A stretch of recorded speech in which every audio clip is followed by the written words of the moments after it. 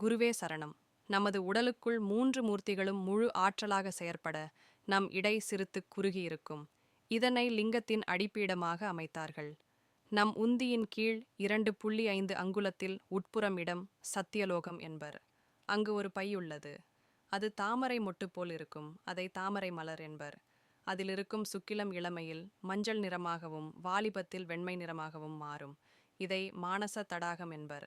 அதில் ஓர் ஆவி காம உணர்ச்சியை உண்டாக்கி புணர்ச்சியில் சுக்கிலத்தை வெளியேற்றும்.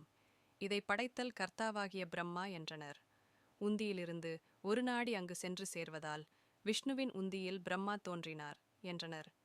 நம் உடலின் இடைக்கு மேல் மார்பு அகன்றிருக்கும் இதனை லிங்கத்தின் மேல் பீடமாக அமைத்தார்கள்.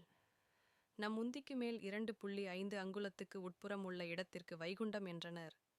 அங்கு நாம் உண்ணும் உணவு 2 மணி நேரத்தில் ஜீரணித்து பால் போல் குழம்பாயிருக்கும். இதை திருப்பார்கடல் என்றனர். இதன் மேல் ஆளிலை மாதிரி ஒரு சவ்வு மூடியிருப்பதால் இதனை ஆளிலை என்றனர். இதனுள் ஒரு நாடி சுற்றித்தலையை தூக்கி கொண்டிருப்பதால் அதனை ஆதிசேஷன் என்றனர். இதன் மேல் ஒரு சீதள நாடி செல்வதை விஷ்ணு என்பார்கள். இதைதான் ஆதிசேஷன் மேல் விஷ்ணு பள்ளி கொண்டிருக்கின்றார் என்கின்றனர்.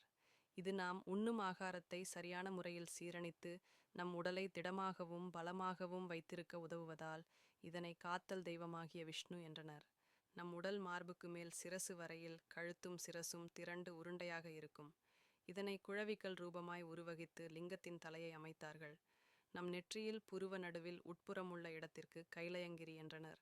அங்கு அக்னி நாடி ஆடிக்கொண்டிருப்பதை சிவன் நடனம் ஆடுகிறார் என்றனர். இங்கு ஆயிரம் சிந்தனைகளும் எண்ணங்களும் தோன்றி மறந்து அழிந்து போய்விடுகின்றன. இதை அழித்தால் தெய்வம் சிவன் என்றனர்.